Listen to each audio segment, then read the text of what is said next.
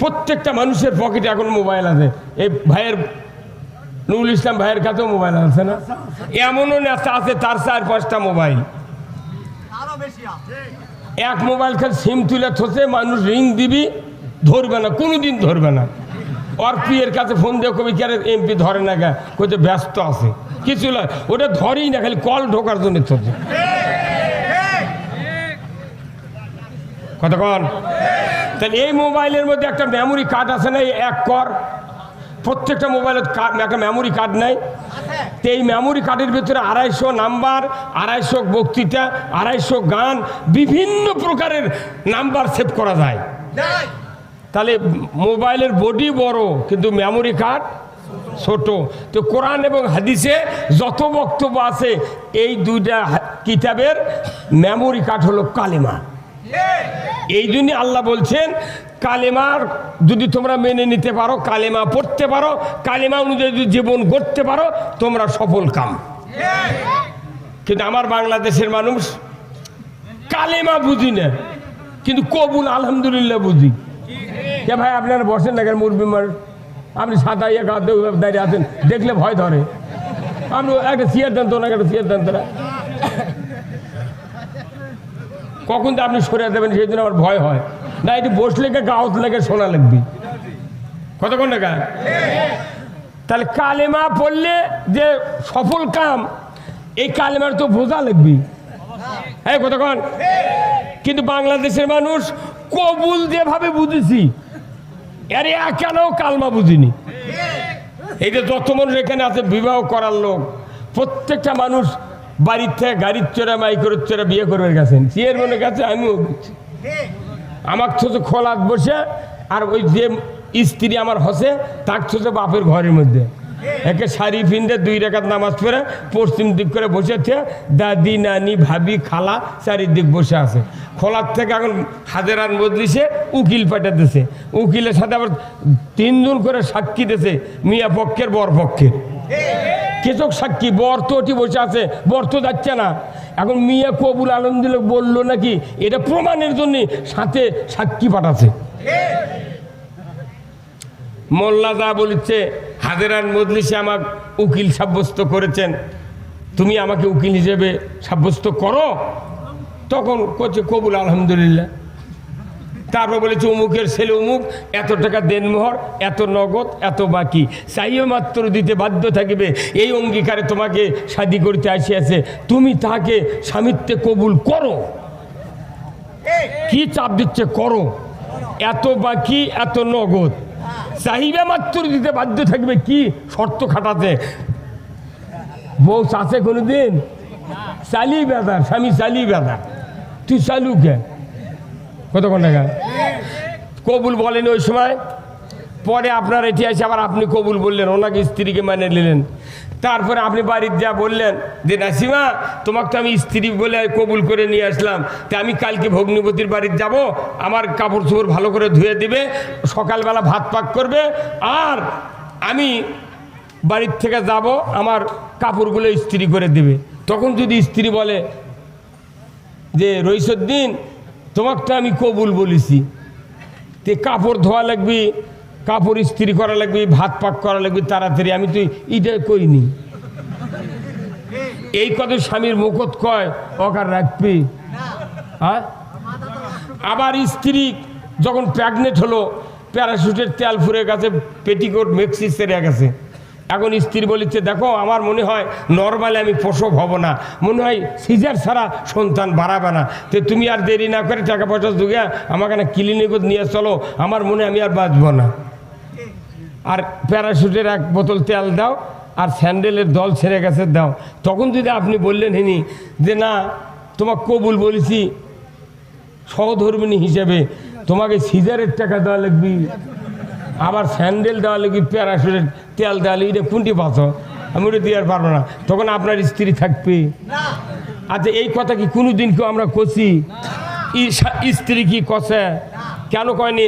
আমরা কি কোনোদিন বক্তৃতা করছি? ভাইর আমার, কৃষ্ণনগরের আব্দুল সাত্তার, আপনি বিয়ে করে 6 মাস হচ্ছে, পেটিকুট ছিঁড়ে গেছে, মেক্সি ছিঁড়ে গেছে, তার তেলের বোতলের তেল ফুরে গেছে, তার গর্ভবতী 10 মাস হয়ে গেছে, প্রসব বেদনা উঠে গেছে, সিজার করার জন্য তুমি টাকা ব্যাংক থেকে তুলে সিজার করো, এমন কোনো বক্তব্য দুনিয়ার কোন ইমাম, বক্তা, মুফাসসির, কোনো ভালো ভালো লোক জীবনে দেয় নাই। দিছে? দেয়নি। তাহলে না দেওয়াও হলো না, মাইকিংও করা হলো না। আমাদের এই ব্যাপারে কি সব দেয়নি? স্বামী তার হক আদায় করছে, স্ত্রী তার স্বামীর হক আদায় করছে। তাহলে কালমার আপনি কবুল বলেছেন মানে কি? ওই কবুলের মধ্যে সিজারের টাকা আছে, ওর মধ্যে মেক্সি আছে, স্যান্ডেলের দল আছে, প্যারাশুটের তেল আছে। এই জন্য আপনি ওনার জব দেননি, কথা ঠিক কিনা? স্ত্রীও বুঝতে পারছে এই কবুলের মধ্যে ভাত পাক করা, কাপড় ধোয়া সব আছে, সেই জন্য উনিও কোনো প্রতিবাদ দেয়নি। তাহলে আপনি কবুল বলে সব দিলেন, ডেকে ভাত খাবেন? কি কাজ?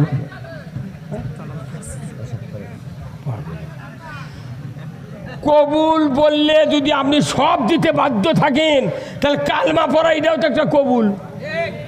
আপনি কালেমা পড়েছেন কতদিন আগে, 60 বছর আগে, আপনাকে এখনো জুম্মার নামাজ 5 ওয়াক্ত পড়েন না, 5 ওয়াক্ত নামাজ পড়েন না, সুদ বাদ দেন না, পর্দা করেন না, গোয়েন্দাগিরি বাদ দেননি, চুরি করা বাদ দেননি, ঘুষ খাওয়া বাদ দেননি, কিস্তিলা বন্ধ করেননি। তাহলে কবুল বললে সব দেওয়া লাগে, আর কালেমা বললে এগুলো সব করা লাগবে আর বাদ দেওয়া লাগবে।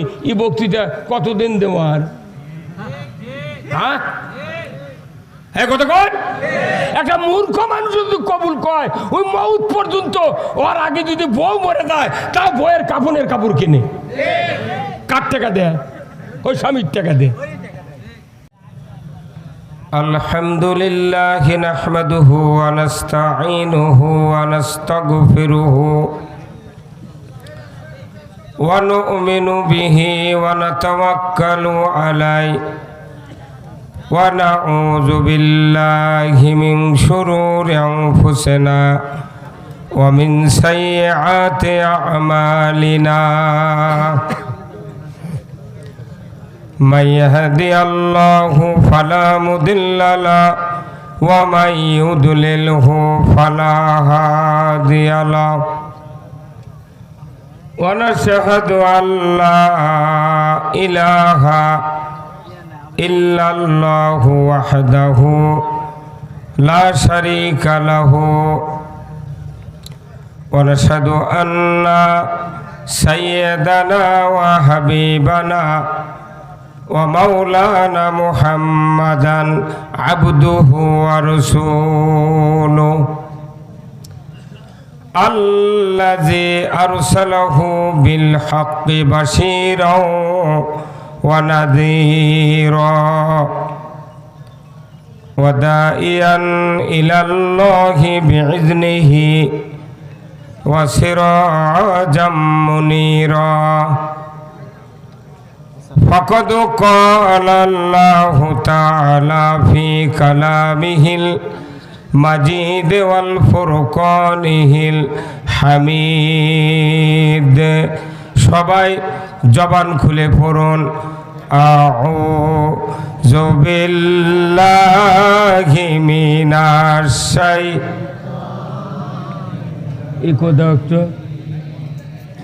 বিসমিল্লাহির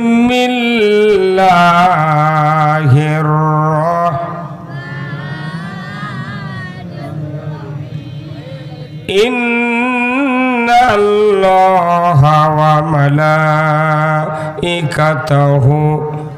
ইউসাল্লুনা আলান নাবী ইয়া আইয়ুহাল্লাযীনা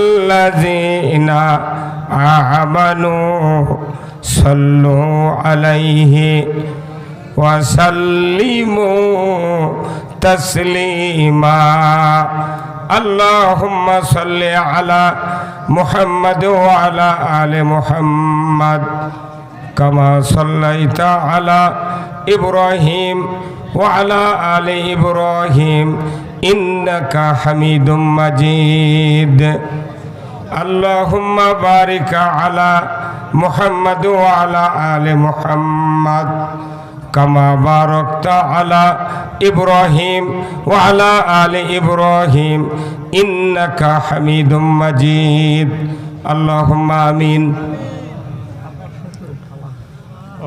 ربنا ظلمنا أنفسنا وإن لم تغفر لنا وترحمنا لنكونن من الخاسرين رب العالمين জয়পুরহাট এক ঐতিহ্যবাহী জেলা তার অন্তর্গত খেতলাল থানা আল্লাহ তার ইউনিয়ন তারাপুর বড় তারাপুর ইউনিয়নের অন্তর্গত কৃষ্ণনগর আল্লাহ একটা হাফিজা মাদ্রাসা ময়দানে বসে হাজার হাজার মুসলমান নরনারী আলিম ওলামা মুরব্বিনে কেরাম হাজী সাহেব সমাজের নেতৃবৃন্দদেরকে নিয়ে হাত তুলেছি মেহেরবানি করে আমাদের সকলের জীবনের গুনাহগুলি আপনি মাফ করে দিন আয় আল্লাহ তাআলা এই মাদ্রাসা যারা কায়েম করেছেন অর্থ দিয়া জায়গা দিয়া আল্লাহ যারা কোরআনের মাহফিলের আয়োজন করেছেন শোনার জন্য যারা আমরা এসেছি আমাদের ভেতরে যারা দরদের বাপ মাকে হারিয়েছি কবরগুলিকে জান্নাতের বাগান বানায়া দিন রব্বুল আলামিন 18 কোটি ইমানদারের দেশ বাংলাদেশ এ দেশটাকে আপনি কোরআনের জন্য কবুল করে নিন আয় আল্লাহ তাআলা কি কথা বলবো জানি না যে কথা বললে আপনার বান্দাদের বান্দীদের দুনিয়া এবং আখিরাতের কল্যাণ হবে সেই কথাগুলি আমাকে বলার তৌফিক দিয়ে দেন সুবহান রাব্বিকা রব্বিল ইজ্জাতি আম্মা ইয়াসিফুন ওয়া সালামুন আলাল মুরসালিন ওয়ালহামদুলিল্লাহি রাব্বিল আলামিন আলহামদুলিল্লাহ সমস্ত তারিফ প্রশংসা মহান রব্বুল আলামিনের জন্য যিনি আমাদেরকে আজকের এই 40তম অধিবেশন কৃষ্ণনগর মদিনাতুল উলুম হাফিজিয়া মাদ্রাসা ও এতিমখানার উদ্যোগে বিরাট তাফসিরুল কোরআন মাহফিলে বসে কোরআন ইসলাম রসুলের জীবন আদর্শ দুনিয়ায় চলার পথ আখিরাতে মুক্তির পথ অর্থনীতি সমাজনীতি রাজনীতি জীবনের সকল ক্ষেত্রে যা প্রয়োজন তার থেকে কিছু কিছু কথা বলা জানা এবং শোনার যে মুনিব সুযোগ করে দিচ্ছেন সেই মুনিবের দরবারে শুকরিয়া আদায় করছি সবাই পড়ছি আলহামদুলিল্লাহ আরো জোরে সোরে পড়েন আলহামদুলিল্লাহ লাখো কোটি দরুদ ও সালাম বিশ্ব মানবতার মুক্তির দিশারি জনাবে মুহাম্মদ রাসূলুল্লাহ সাল্লাল্লাহু আলাইহি সাল্লামের উপরে নাজিল হোক যিনি হলেন তামাম পৃথিবীর শ্রেষ্ঠ স্বামী শ্রেষ্ঠ বাবা শ্রেষ্ঠ নানা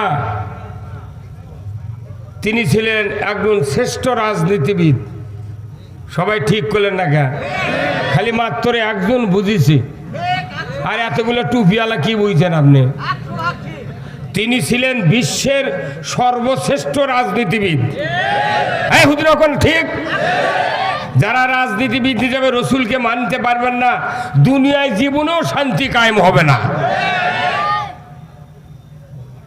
তিনি একজন রাজনীতিবিদ তিনি আরেকটি গুণে গুণান্বিত তিনি এমন একটা মসজিদের ইমাম ছিলেন যে মসজিদে কিয়ামত পর্যন্ত 1 রাকাত নামাজ পড়লে 50,000 রাকাতের সওয়াব আমরাও তো মসজিদে নামাজ পড়ি কত ইমাম নামাজ পড়ায় না সওয়াব হচ্ছে না কি হচ্ছে আল্লাহ ভালো জানে আবার মসজিদে লেখাতেছে যে এই মসজিদের ভেতরে দুনিয়াবি কথা বলা এই মসজিদ তো ছোঁয়াবই নেই আল্লাহর নবী কোরআন দিয়া 10 বছর মসজিদে মিম্বরে বসে থেকে 12.5 লক্ষ বর্গ মাইল শাসন করতেন কে হুজুর?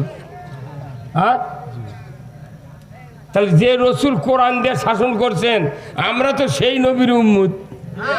তা আমাকে কে বুদ্ধি দিল কোরআন বাদ দেয়া বাপ দাদার আইন দিয়ে দেশ চালান লাগবে? সেই দিন তো বাটাম ফাটাচ্ছে। হ্যাঁ হুজুর, কথা কন না আপনি। ইসলামের পক্ষে থাকা এক জিনিস, আর ইসলাম কায়েম করা আর এক জিনিস। এই যে হুজুর স্লোগান দিল না, আমরা ইসলামের পক্ষে থাকতে চাই, শয়তানও বেজার হবে না এটা শুনলে। কারণ ইসলাম কায়েমের পক্ষে স্লোগান দিলে সবাই বেজার। কত কোন টাকা? এ দেশে ইসলাম যদি খালি কায়েম হতো, যাই যে দল করে যেভাবে চলে কোনো টেনশন নাই, খালি ইসলামটা বিজয় হোক, এটা চালিয়ে তো আপনি মুসলমান। বাংলাদেশে একজনও মুসলমান নেই, আমিও মুসলমান না, কারণ ইসলাম মানতে পারছি না। হ্যাঁ কথা কোন টাকা? Islam is the complete code of life. ইন্নাদ-দীনা ইনদাল্লাহিল ইসলাম। আল্লাহ কোরআনে বলছেন যে আল ইয়াউমা আকমালতু লাকুম দীনাকুম ওয়া আতমামতু আলাইকুম নিয়ামাতি ওয়া রাদিতু লাকুমুল ইসলামা দীনা। তাও এগুলো ঠিক, এই কাহিনী ঠিকই কয় না বারে। এরা যে কোন গুরুবোধ কি করবে এটাই আমার চিন্তা বাজে গেল। ইসলামকে পরিপূর্ণ করে কে দিয়েছেন? যে ইসলাম পরিপূর্ণ, তার ভেতরে অর্থনীতি, রাজনীতি, সমাজনীতি, কূটনীতি, যুদ্ধনীতি, পররাষ্ট্রনীতি, বিবাহের নীতি, নামাজের নীতি, রোজার নীতি, জাকাতের নীতি, সব বিচার ব্যবস্থার নীতি আছে। ইসলাম হলো পরিপূর্ণ জীবন ব্যবস্থা। ইসলাম অর্থ ধর্ম নয়, ইসলাম অর্থ হলো জীবন ব্যবস্থা, কোড অফ লাইফ। এই জীবন ব্যবস্থা পৃথিবীতে যদি কায়েম হয়, দুনিয়ার হিন্দু, মুসলিম, বৌদ্ধ, খ্রিস্টান কারোর কোনো সমস্যা হবে না। সেই ইসলাম দিয়া আল্লাহ নবী 10 বছর 12.5 লক্ষ বর্গমাইল শাসন করেছেন, যার পরিধি বাংলাদেশের মতো 27টা রাষ্ট্র একত্রিত করলে যে আয়তন, রসুলের রাজত্বের ততখানি আয়তন। এই রাজ্যের শাসক ছিলেন রসুল, আর এই রসুলের ইমামতিতে মসজিদে নববীতে 10 বছর আল্লাহ রসুল ইমামতি করছে। ওনার হুজরাখানাত যারা হজ করেছেন, ভাই হজ করছেন নাকি? তাহলে রসুলের রওজার থেকে মেম্বার পর্যন্ত 32 ফিট জায়গা। এই হুজরাখানার থেকে আয়েশা সিদ্দিকার ঘর থেকে উনি মিম্বরে গেছেন হাঁটে হাঁটে, যে রাস্তাতে উনি হেঁটে গেছেন, সরকার হেঁটে গেছে মিম্বরে খুতবা দেওয়ার জন্য। আল্লাহু আকবার কোন। সেই 32 ফিট জায়গা আল্লাহ তাআলা রসুলের পদাচারণের কারণে রিয়াজুল জান্নায় পরিণত করে দিয়েছে। আর আমাদের দেশের প্রধানমন্ত্রী, এমপি যখন রাষ্ট্রপতিরা আসে, লাল গালিচা পাইরে দেয়। শয়তান তখন কয় জায়গায় শোয়ার জায়গা বাজি। হ্যাঁ কত কোন টাকা? সরকার ইমামতি করছে মসজিদে, আর আমাদের দেশের মসজিদের ইমাম যদি মিম্বর দাঁড়াবে চায়, কয় তোর চাকরি শেষ। ইমামকে তুই মিম্বর দাঁড়াবো? ইমাম খালি ভিক্ষা করবি আর খাবি। কত কোন টাকা? আমরা তো ভিক্ষা করার জন্যই লাগিয়েছি। তো বড় বড় মসজিদে নামাজ হয় বাংলাদেশে, শুক্রবার দিন নামাজ হচ্ছে, সেই ইমাম পাগড়ি যেরকম, জুব্বা সেই রকম, আতর সেই রকম, সব টোনটাই। সালাম ফেরানোর পর মাইকের লাউডস্পিকার দিয়ে বলিচ্ছে, ডান দিকে কৌটো আছে, কৌটো। কোটো কয় না ওরা, কি কয়? কৌটো। মেহরবানি করে কৌটো ছাড়বেন। নামাজ পড়ে মানুষের আস্তাগফিরুল্লাহ কোয়া বাদ দিয়ে কৌটোর কথা কোয়া লেগেছে। 87% যে দেশে ইমানদার, যে দেশে শতকরা 87% ইমানদার, সেই দেশে নামাজত ভিক্ষা, মসজিদত ভিক্ষা, মাদ্রাসাত ভিক্ষা। এত রেকর্ডকে কথা। এই মাদ্রাসাগুলো চলতেছে খালি মানুষের দানের উপরে। তাহলে এই মাদ্রাসা যারা পড়ে, মাদ্রাসা যারা করে, কমিটির লোক আছে, এনারা কি সরকারও ট্যাক্স দেয় না? এটি যারা পড়ে তারা কি ট্যাক্স দেয় না? প্রাইমারিতে ছাত্ররা পরে ওরকের বাপেরা কি সরকার ট্যাক্স দেয় না? তো ওরাও ট্যাক্স দেয়, এরাও দেয়। তো ওরকের প্রাইমারি সরকার বেতন দেয়, আর এটি ভিক্ষে করে চালান লাগবে মানে? কথা কোন আপনি? যদি ভিক্ষা করে চালানি লাগে তাহলে প্রাইমারি মাস্টাররা বেতন পাচ্ছে ভালো, এই মাদ্রাসার হুজুররা 2 বছর চালালো ভিক্ষা করে, আবার সরকার প্রাইমারি বেতন এরকম দিবি, ওরা আবার ভিক্ষা করে চালাক, তাহলে বোঝা দেবে এরা সমান সমান। কথা কোন না আপনি?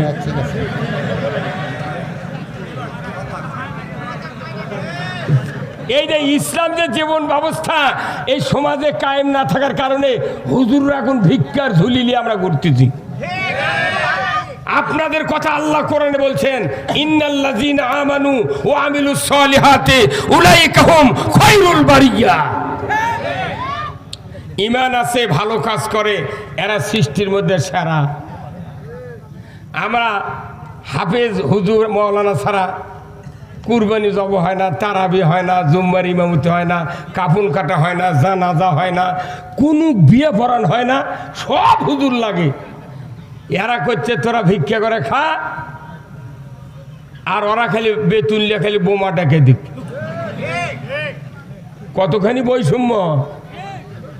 হ্যাঁ ময়না, একদিনকে করছেন ঠিক, 54 বছর হচ্ছে একই কায়দায় চলিচ্ছে। তো এইবার আমরা এই দেশে ইসলাম বিজয় করে এই মাদ্রাসাগুলো সরকারি করব। এই সরকারি করার বিপক্ষে কারা কারা হাত তোলেন? সরকারি করার বিপক্ষে কারা কারা হাত তোলেন? একজনও নাই। সরকারি করার পক্ষে কারা কারা? লিল্লাহে তাকবীর, নারায়ে তাকবীর। আমরা যতদিন হলে ভোট দিচ্ছি দেশত, এই কৃষকের ব্যাপারে কথা নাই, মাদ্রাসার ব্যাপারে কথা নাই, ইমানদারের ব্যাপারে কথা নাই। খালি কথা কি, দেশ গরিব, দেব কোথার থেকে? এতগুলো টাকা ফ্রিজত থুলু, তারপরে বস্তার মধ্যে তুলু, তার চাউলের হাড়ার মধ্যে তুলু, কোনটিতে কাটছিল হয় না? এই বাংলাদেশে যতগুলা খাসের পুকুর আছে, গাড়ি আছে, এই খাসের পুকুর আর গাড়ির টাকা যদি খালি কৃষি খাতে ব্যয় করে, তাহলে বাংলাদেশে 250 টাকা বস্তা ইউরিয়া লাগবে, ফসফেট লাগবে 500 টাকা বস্তা। এই টাকাগুলা, এই খাসের গাড়ির টাকাগুলা চামচা করে পালার জন্য দেশত দিয়েছে।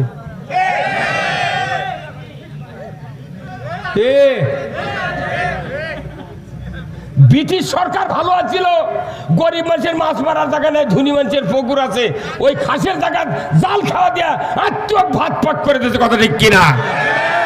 আজকে খাসের জায়গা ভারত কলা লাগানোর গাছ বুদ্ধি নাই, ঘুটা শুকানোর বুদ্ধি নাই, খের পালা দেওয়ার বুদ্ধি নেই।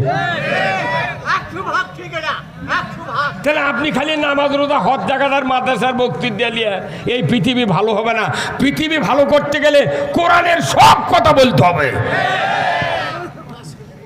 কি হ্যাঁ, এই যে আপনাকে এইদিক ধান কাটা দেখলাম, এই যে কি কয় কালায়ের ওই দিক দেখলাম ধান কাটিছে, কাটেনি? পুনুট মোলামগের ওই দিক ধান কাটছে। কৃষি কাজে যে ধান কাটতে যে টাকা খরচ হয়, আর লাগানোর থেকে কান্দা কাটা, নিরেন, সার দেওয়া, কোন তো বড় বড় যারা মন্ত্রী এমপি, এরা কি জীবনে ধানের আবাদ করে? তাহলে ওরা খায় কি? এখন ওরা তো কৃষকের আলু খাচ্ছে, কৃষকের ভাত খাচ্ছে। তাহলে তুই এর কেড়ে চাউলের ভাত খা, তুই সংসদে তুই কৃষকের সারের দাম কমালু না, তুই কীটনাশকের দাম কমালু না, এমএসটারের দাম কমালু না, তুই কোনো কাম করলু না, তুই করলু কি?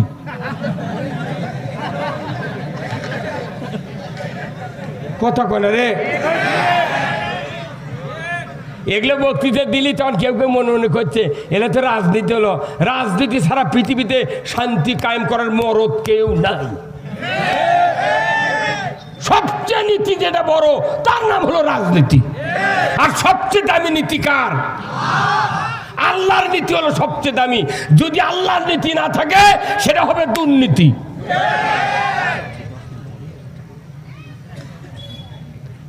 আজকের এই কোরআনের মাহফিলের সম্মানিত সভাপতি আলহাজ মাওলানা মোহাম্মদ রুহুল আমিন, আমার মিতা মুফাসসির হানাইল নোমানিয়া কামিল মাদ্রাসা জয়পুরহাট, আল্লাহ ভাইজানকে দিনের জন্য কবুল করুক, বলুন আমিন।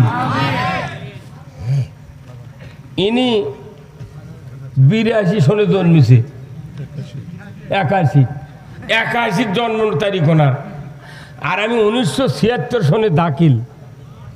তাহলে আমার দাখিলের কয় বছর পর হচ্ছে? তাহলে বোঝেন, হ্যাঁ 76, 5 বছর পর উনি দুনিয়া যাচ্ছেন। তাহলে আমি এটা বুঝাচ্ছি এই জন্যে যে তাহলে এই হুজুরগুলো আমরা কতদিন হলে ধর্মের কথা বলেছি, তারপর কি এই ইসলাম বিজয় হচ্ছে? কেন হয়নি? মানে জনগণ তো আর হয়নি।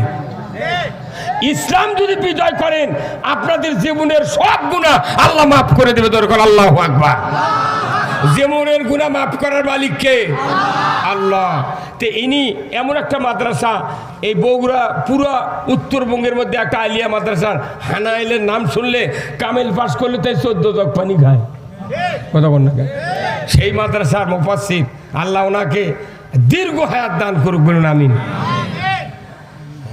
আজকের মাহফিলের সম্মানিত প্রধান অতিথি জনাব মোহাম্মদ নুরুল ইসলাম, চেয়ারম্যান 2 নম্বর বড়তারা ইউনিয়ন পরিষদ, খেতলাল জয়পুরহাট, আল্লাহ ভাইজানকে উমারের মতো যোগ্যতা দিক, বলুন আমিন। আজকের মাহফিলের বিশেষ মেহমান হযরত মাওলানা মোহাম্মদ আব্দুল্লাহ আল মামুন, MA ডাবল, প্রতিষ্ঠাতা ও পরিচালক দারুন নাজাত মহিলা মাদ্রাসা রহমাননগর বগুড়া, আল্লাহ ভাইজানকে দিনের জন্য কবুল করুক, বলুন আমিন।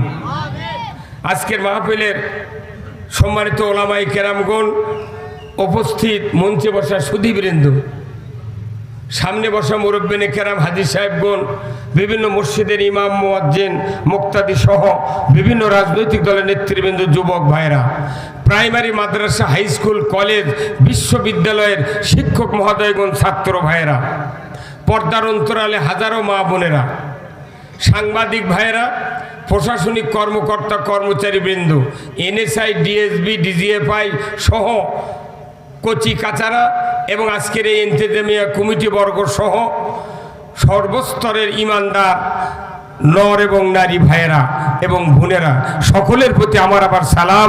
আসসালামু আলাইকুম ওয়া রাহমাতুল্লাহি ওয়া বারাকাতুহু। কেমন আছেন আপনারা? আছি আলহামদুলিল্লাহ। এই যে মাদ্রাসা এখানে দাঁড় হয়ে আছে, এই মাদ্রাসার বয়স কত দেখেছেন? কত? 40তম অধিবেশন। তাহলে প্রথমবার থেকে এই 40 বছর হচ্ছে মাদ্রাসার বয়স। এই মাদ্রাসা 40 বছর। খালি কি এই এক মাদ্রাসা? এই বাংলাদেশে 90,000 মাদ্রাসা আছে। কত হাজার? 90,000 মাদ্রাসা। 90,000 মাদ্রাসার মধ্যে সবচেয়ে বড় মাদ্রাসা হলো হাটহাজারী। হাটহাজারীতে যে মাদ্রাসা আছে, দাওরা মাদ্রাসা, দাওরা হাদিস পর্যন্ত, এই মাদ্রাসাত কমপক্ষে 72,000 কপি কোরআন আছে, এত ছাত্র। তারপরে দ্বিতীয় হলো ঢাকা লালবাগ। লালবাগ মাদ্রাসাত কমপক্ষে 35,000 কপি কোরআন আছে ঢাকা লালবাগে। বগুড়া জামিল মাদ্রাসা আছে একটা, কমপক্ষে 22,000 কপি কোরআন আছে। পোষা সাপার আছে বিশাল মাদ্রাসা, ওখানে না হলে যা দেখবেন 15,000 এইরকম কোরআন আছে। এরপরে চরমোনাই ফয়জুল হকের যে মাদ্রাসা আছে, সেখানেও যা দেখেন না হলে 10,000 কপি কোরআন আছে। এরপরে বাংলাদেশে 90,000 যে আরও মাদ্রাসা আছে, এমন কোনো মাদ্রাসা হাফেজি, তারপরে দাওরা এবং কওমি যত মাদ্রাসা আছে, না হলেও 30-40 কপি করে কোরআন আছে। হ্যাঁ, কথা কোন টাকা? এরপরে আলিয়া মাদ্রাসা আছে, 5,12,000 মসজিদ আছে, তারই ভিতরে ঢাকা বয়তুল মুকাররমে কমপক্ষে 4,000 কপি কোরআন শরীফ আলমারির থুতে পড়া নাই, খালি লাল হয়ে আছে। তারপরে 5,12,000 মসজিদ, দিদা যেই মসজিদ গতবারে নির্মাণ হতে সেই মসজিদে না হলে 5টা কোরআন আছে। আপনারা একটু ফিডব্যাক দিবেন, বাড়ি কথা বলে শান্তি পাবো। এমনও গ্রাম আছে যে বাড়ির 4টে ছেলে 4টে বেটার বউ আর একটা শাশুড়ি, তাহলে কয়জন হলো? এই 5 জন বিয়ে করে যেদিন নিয়ে যাচ্ছে বাপের বাড়িতে এক জেল কোরআন নিয়ে যাচ্ছে।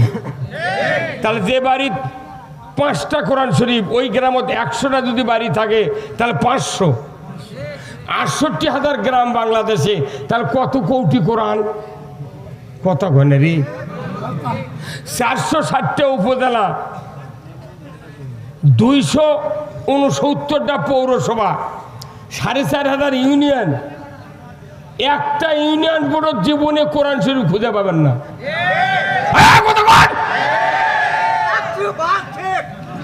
কোন ইউনিয়ন পরিষদে একটাও কোরআন নাই। চেয়ারম্যান বসে আছে, হাসে হাসে। এই ওষুধগুলো আগে না দিলে তো আপনি পরে বক্তৃতা বুঝবেন না। বেজার হচ্ছেন আপনারা? রুগী শোনেন, রুগী যখন ডাক্তার কাছে যায় তখন চোখের নিষ্কার পাতার রং দেখে, জিভে দেখে, পেটর ঠাসি দেয়, প্রেশার মাপে, থার্মোমিটার দিয়ে রক্ত দেখে, বিভিন্ন সিমটম দেখে শুনে তারপরে রুগীর জন্য ওষুধের ব্যবস্থা করে। আমাকে দেখো এতগুলো সভা হয়, কোনো কিছু শোনে না, উঠলো খালি মরমর করে বক্তৃতা শুরু হল। লাভ কি? কি লাভ? তাহলে আপনি বলেন বাংলাদেশের পুরো ইউনিয়ন পরিষদ 4,500-এর উপর, একটা সরকার তথ্য কেন্দ্র দিয়েছে, আপনি যাবেন নিবন্ধন করবেন, না হলে নিচের পক্ষে 50 টাকা লাগবে। এখন বেশি করছে, কত? 150। আচ্ছা, নিবন্ধন করে ওই হচ্ছে ওর জন্ম তারিখ ইচ্ছা মতো একটা করে দিবি, তাই জন্য 150। তাও ওর কাছে ফর্ম লেখা আবার উপজেলার দেওয়া লাগবি। ওই 15 দিন দৌড়ে দৌড়ে মরিচ্ছে, ওই সোল জন্ম দিয়ে বিপদত পড়ে গেছে।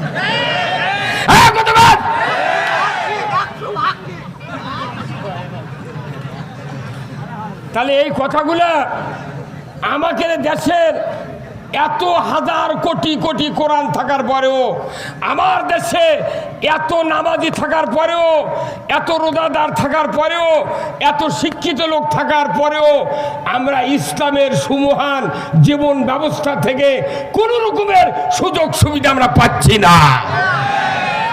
তাহলে এই ইসলাম আমাদের দেশ থেকে লাভ কি? আমার বাড়ির 4 জন পুরুষ আছি, তার 4 জনই প্যারালাইসিস। কয়জন পুরুষ?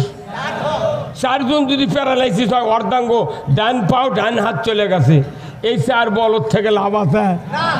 কত কোনে গায় ই হাল বাবার পারবে?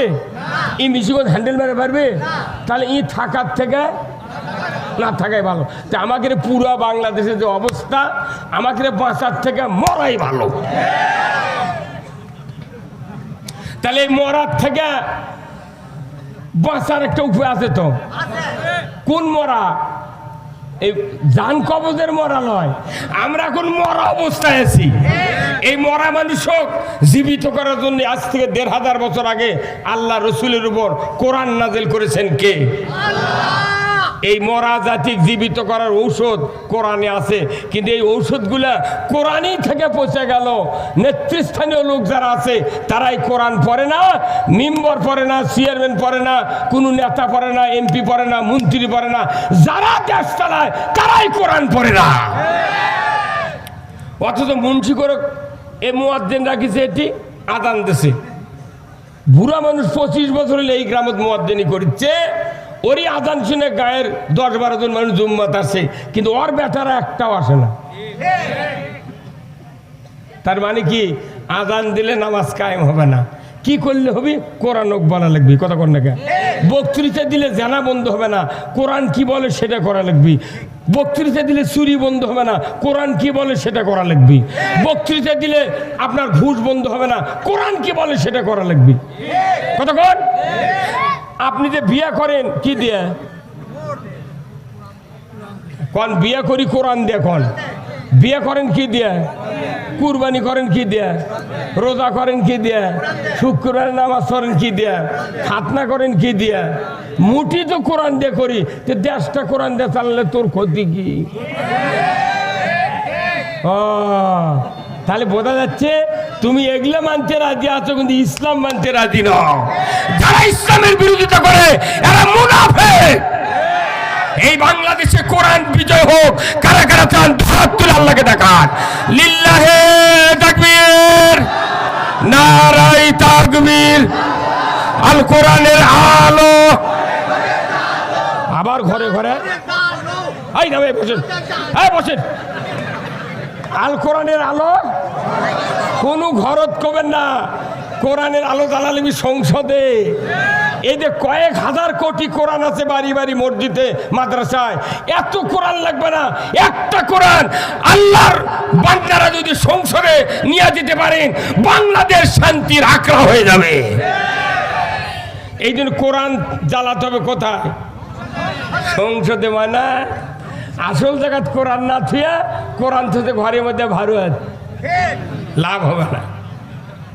আবার ভাইরা, আজ থেকে ১৫০০ বছর আগে আল্লাহর নবী কোরআন পেলেন।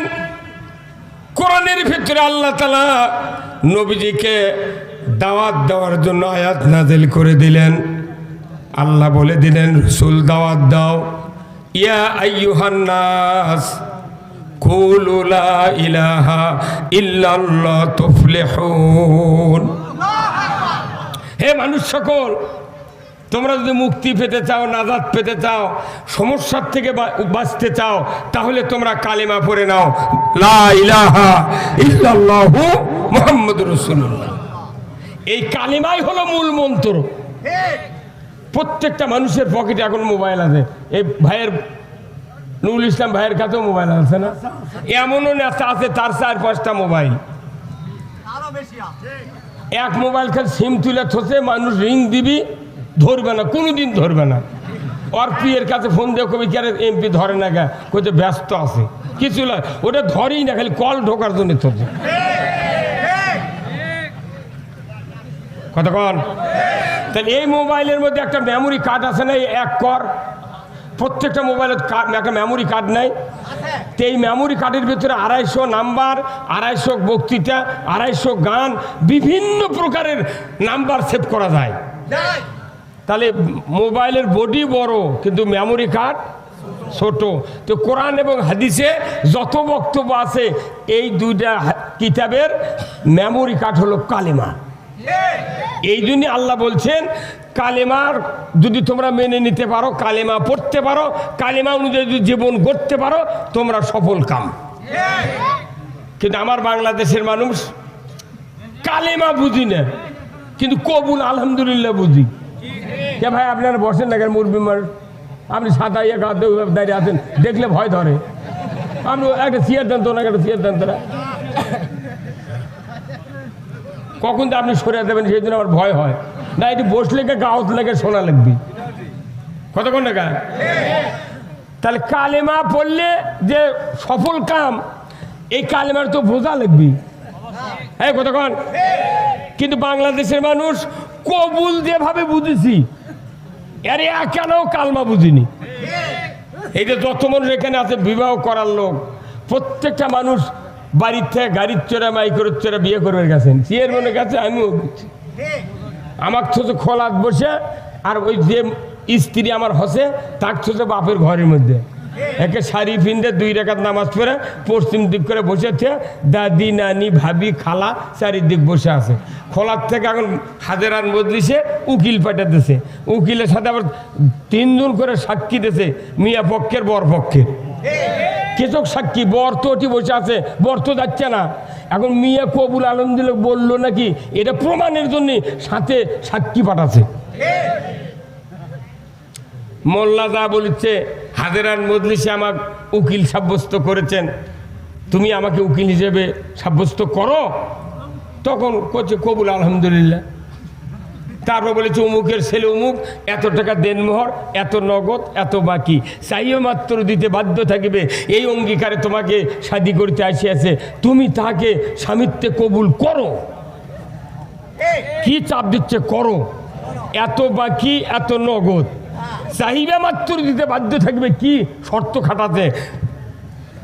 বউ চাষে কোনোদিন চালি বেদার, স্বামী চালি বেদার, তুই চালু কে? কতক্ষণ টাকা কবুল বলেন ওই সময়। পরে আপনার এটি আছে আবার আপনি কবুল বললেন, ওনাকে স্ত্রীকে মানে নিলেন।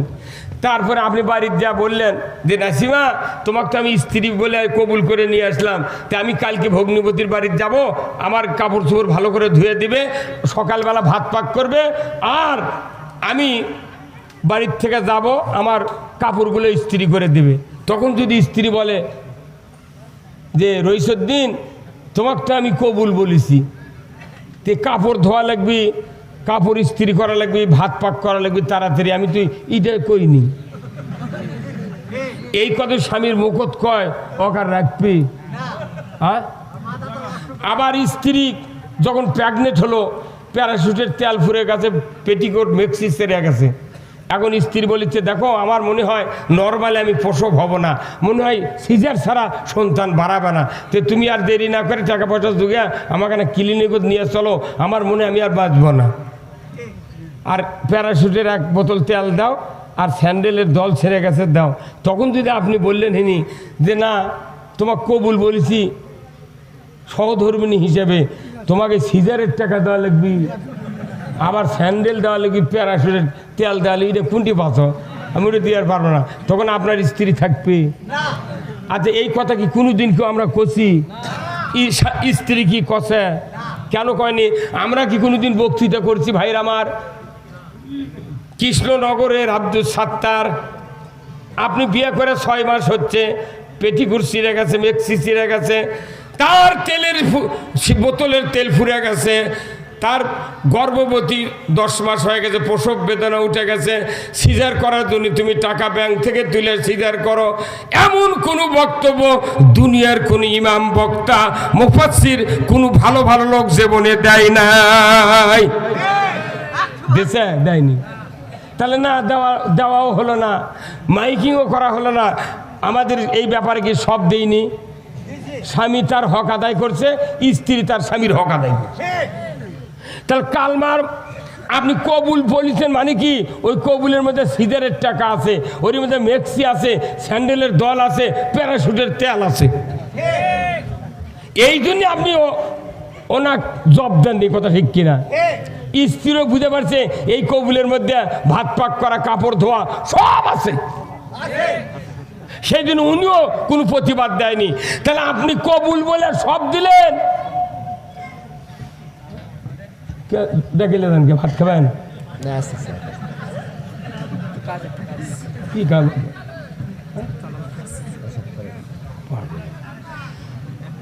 কবুল বললে যদি আপনি সব দিতে বাধ্য থাকেন, তাহলে কালেমা পড়া এটাও তো একটা কবুল।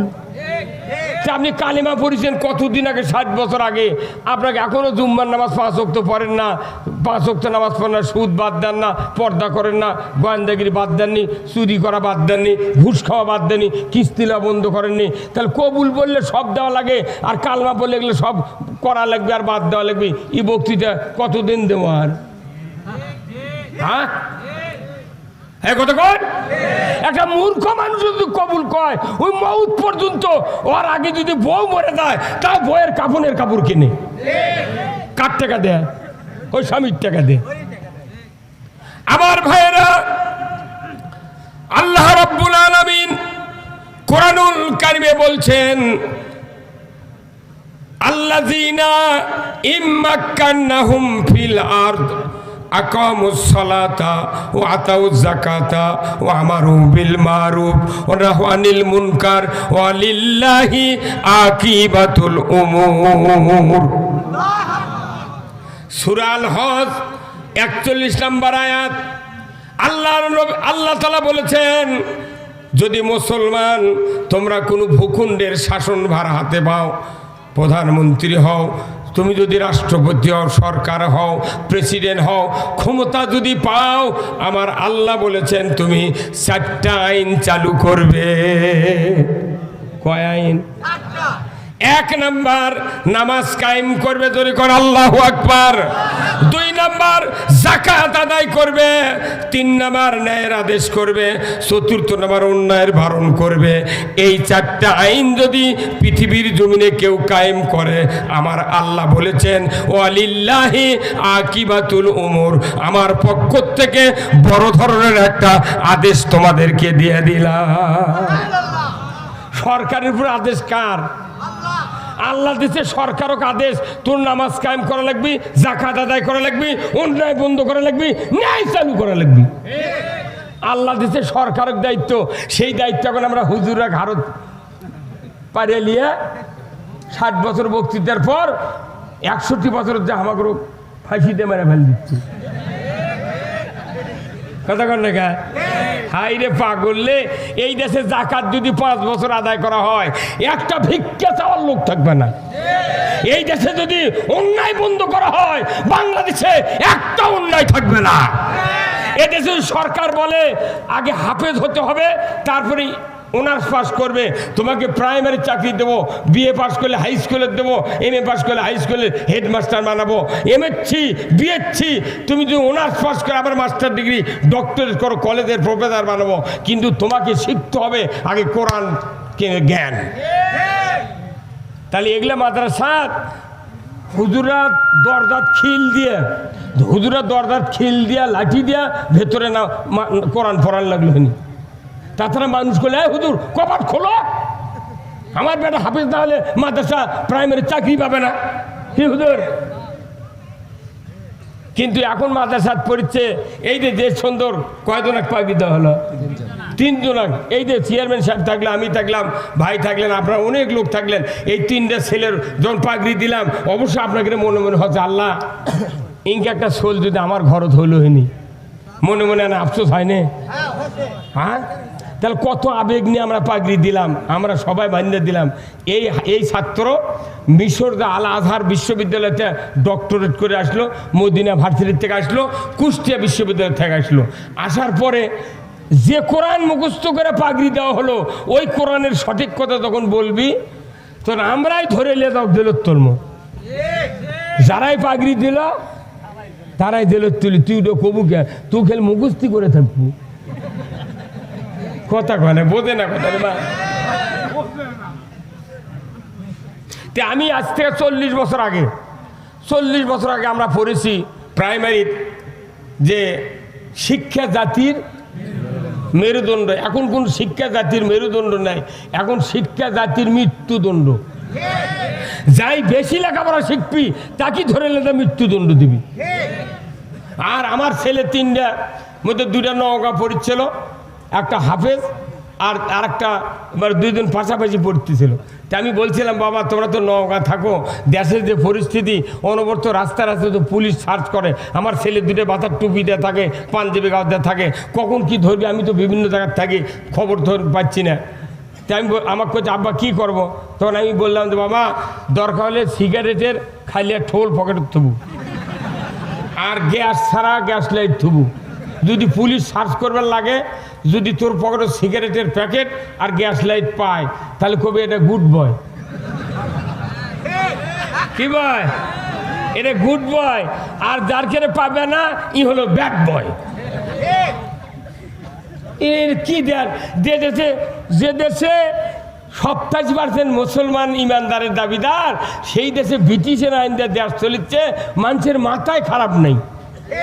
হ্যাঁ হুজুর কথা কোন না, কোনো মাথা খারাপ আছে? এই যে রুমাল আলা শুনতো হাতে দাঁড়িয়ে রাখা কি? দাঁড়িয়ে রাখি টুপি মার দেওয়া। আচ্ছা আপনাকে গত শুক্রবারে যে ইমাম দাঁড়িয়ে আর টুপিটা নামাজ পড়াছে মসজিদে, ওই ইমাম যদি আগামীকাল শুক্রবার না আগামীকাল কি বার? শুক্রবার। ওই ইমামি যদি দাঁড়িয়ে কামে টুপি বাড়ির থেকে ওই জুম্মার মেয়ের আবার দাঁড়ায়, তাহলে ওই মসজিদের মধ্যে আওয়ামী লীগ, বিএনপি, জাতীয় পার্টি, জাসদ, তারপর তবলিগ, জামাত, সুদারু, মদারু, জুয়ারু, যত মুসল্লি থাকবি শুক্রবারে সমস্ত মুসল্লি একজোট হয় ওই ইমামুক কবি কে তুই ওই শুক্রবারে নামাজ পড়ে গেলে দাড়ি টুপি দেয় আজ এগুলো কোতর কোথে না আমি কাটে ফেল দিছি টুপি বাড়ির থুয়েছি কোথাও তুই বাড়া কথা কেন পারে হুজুর কি কবে তুই বাড়া। সব মুসলমান যে দলেরই হোক সব একজোট হয়ে বলবি বাড়া। সুন্নত কাম আছে আর সুন্নত খুলে দিয়েছে তারই জন্য করছে বাড়া। আর ফরজ কি শোনেন আমার ভাইয়েরা, কলিমা পড়লি হবে না, কলিমা পড়লি মুসলমান হওয়া যায় না, ইমানদার হওয়া যায় না। আমার আল্লাহ বলেছেন তুমি যদি কালেমা পড়তে চাও শর্ত পূরণ করে পড়তে হবে। জোরে কন্যা আল্লাহু আকবার। কেবল 4 আঙ্গুল দূরে থেকে কথা টানে না, এত বড় বাক্স দিয়ে কি হচ্ছে দুর্গা মুখ লাগিয়ে দিলে সাউন্ড কমপক্ষে 9 ইঞ্চি থেকে আওয়াজ ধরবে না। মানুষ আমার মুখ টেপ দিয়ে লাগিয়ে দে।